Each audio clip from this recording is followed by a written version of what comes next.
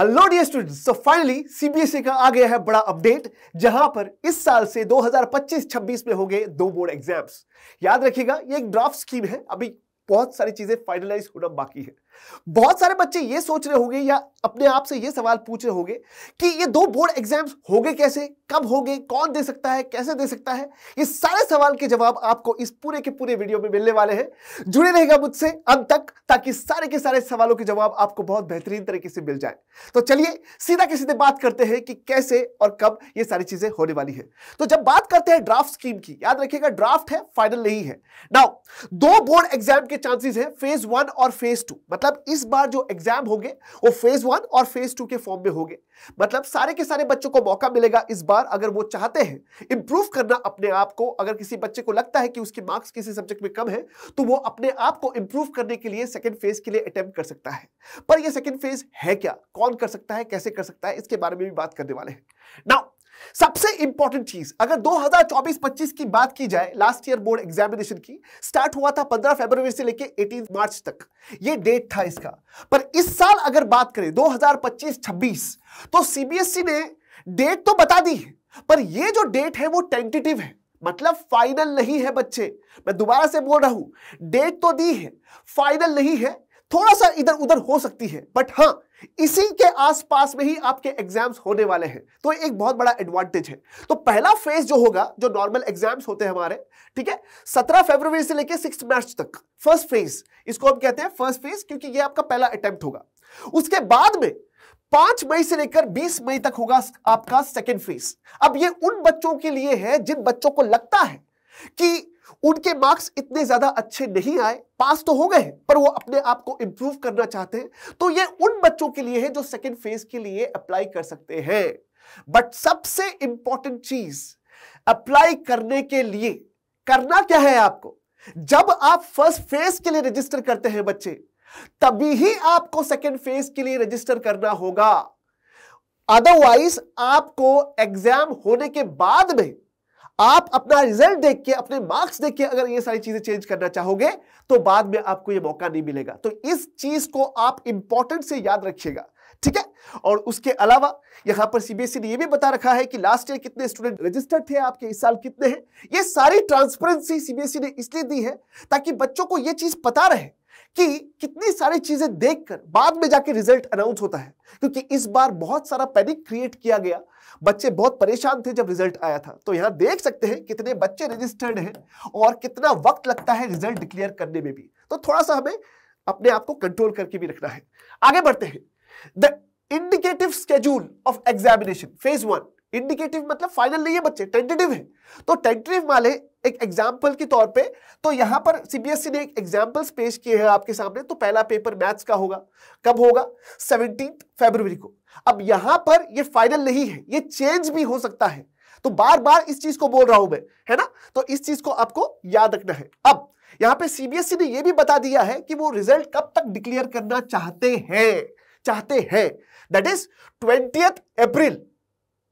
Okay, 20 अप्रैल को ये result declare करना चाहते हैं। और इसके बाद में जो है, जिन बच्चों ने भी सेकंड फेज के लिए अप्लाई कर रखा है, उनको मौका दिया जाएगा। उनको फिर बताया जाएगा, अगर रिजल्ट आने के बाद में उस बच्चे को लगता है कि नहीं, मुझे दोबारा से अटेम्प्ट करने की जरूरत नहीं है, मेरे मार्क्स बहुत अच्छे हैं, तो बच्चा अटेम्प्ट नहीं करेगा दोबारा से। पर किसी को लगता है कि नहीं, मुझे इंप्रोवाइज करना है, तो वो बच्चा इंप्रोवाइज कर सकता है। बट इसका रजिस्ट्रेशन आपको पहले अटेम्प्ट के वक्त ही, फर्स्ट फेज के वक्त ही करना है, बाद में आपको मौका नहीं मिलने वाला। अब यहां पर जिन बच्चों ने भी सेकंड फेज के लिए अप्लाई कर रखा है, तो आप देख सकते हैं यहां पर, तो आपका जो रिजल्ट आएगा वो होगा आपका 30 जून 2026, ठीक है। सो ये आपका रिजल्ट आ गया। यहां पर ये टेंटेटिव है सारे, तो इसलिए मैं ज्यादा इन चीजों पे ज्यादा फोकस नहीं कर रहा।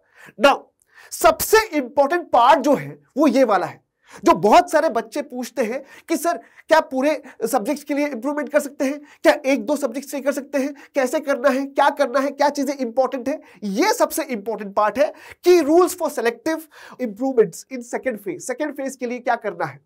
सबसे पहले तो आपको रजिस्टर करना है पहले ही, बाद में जाके आप नहीं कर सकते। तो ये चीज याद रखिएगा, है ना। तो यहां पर पार्शियल इंप्रूवमेंट्स, लिंक में डिस्क्रिप्शन बॉक्स में आपको ये पीडीएफ मिल जाएगी ड्राफ्ट स्कीम की, तो वहां पे आप क्रॉस चेक भी कर सकते हो। पॉइंट 35 पेज नंबर 8 पे है। इसके तहत ये बताया गया है कि जो बच्चे फेल हो रहे हैं 1 से 5 सब्जेक्ट्स के बीच में, तो ये कौन से कैटेगरी में आते हैं? ये आते हैं इंप्रूवमेंट कैटेगरी में। तो इनको वो मौका नहीं मिलने वाला है। जो मौका मिलेगा वो उन बच्चों को लिए होगा जो पास हो रहे हैं। जो बच्चे पास हो गए हैं उनको अब मौका मिलेगा अपने आप को इंप्रूव करने का। ठीक है, उनको लगता है कि किसी सब्जेक्ट में उसके मार्क्स कम आए हैं, फॉर एग्जांपल मान के चलिए बहुत सारे सब्जेक्ट्स में बहुत अच्छा है, पर मैथ्स में उसको लगता है बच्चे को कि कम आए हैं, तो वो उसी सब्जेक्ट्स को दोबारा से इंप्रूवमेंट के तौर पे दे सकता है। तो ये कितनी अच्छी बात है, क्योंकि एनईपी न्यू एजुकेशन पॉलिसी 2020 के तहत मेन मकसद है इसका बच्चों का स्ट्रेस को कम करना। तो ये मेन मकसद है। ठीक है, तो चलिए आगे बढ़ते हैं। Best of 2 scores. बहुत सारे बच्चे ये सोच रहे होंगे सर मैंने फर्स्ट फेज में एग्जाम दिया पर मुझे वो मार्क्स ज्यादा अच्छे नहीं लगे, तो मैंने सेकंड फेज में भी दिया, पर मेरे कौन से मार्क्स काउंट किए जाएंगे? जो आपका बेस्ट स्कोर होगा वही काउंट किया जाएगा। जैसे कि फॉर एग्जांपल पहले अटेम्प्ट में जो आपके मैथ्स के मार्क्स थे वो थे, मान के चलिए आपके मैथमेटिक्स में 60 मार्क्स आए, सेकंड अटेम्प्ट में आपके 70 आए, तो जो हाईएस्ट होगा बेस्ट स्कोर होगा उसको काउंट किया जाएगा। ये एक एग्जाम्पल के तौर पर मैं आपको बता रहा हूं। थर्ड चीज है नो फोर्स रीअपीयरेंस। बच्चे ऐसा जरूरी नहीं है कि कंपलसरी आपको रीअपियर करना ही करना है, ये आपका टेक है। आपको अगर लगता है तो ये आप कर सकते हैं। ठीक है, और ऐसा भी नहीं है कि पूरे के पूरे सब्जेक्ट्स के लिए करना है आपको। तो आप जो चाहते हैं, मान के चलिए आपको लगता है कि पर्टिकुलर सब्जेक्ट्स में आपको करना है तो उसी में कर सकते हैं। ठीक है, पर इसके लिए अप्लाई आपको कब करना पड़ेगा?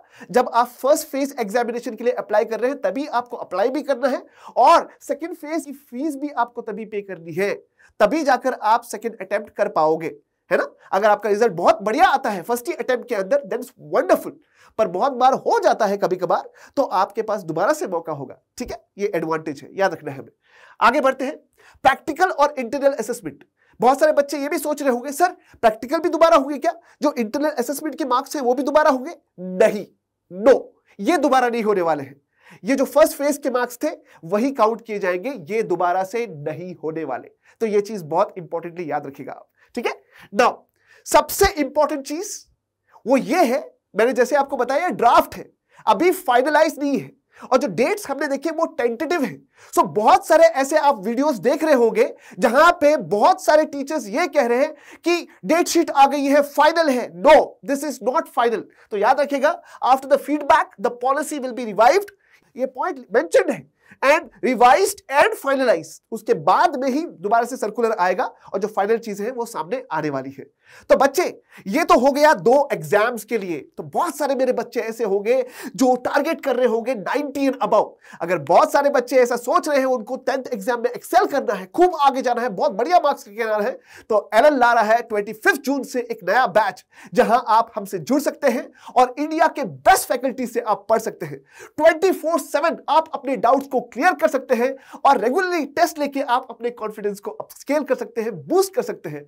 और साथ ही साथ सबसे इंपॉर्टेंट चीज, इंडिया के सबसे बेस्ट डेडिकेटेड मेंटोर्स आपके साथ कनेक्टेड रहेंगे और आपका हौसला हमेशा बढ़ाते रहेंगे और हर चीज में आपकी मदद करेंगे। तो जुड़े रहेगा, इस वीडियो को लाइक कीजिएगा, शेयर कीजिएगा, ताकि हम बहुत सारों तक पहुंचे और ये इंफॉर्मेशन बहुत जरूरी है। तो ऐसे और वीडियोस के लिए हमसे जुड़े रहेगा, लाइक कीजिएगा, सब्सक्राइब कीजिएगा। Thank you.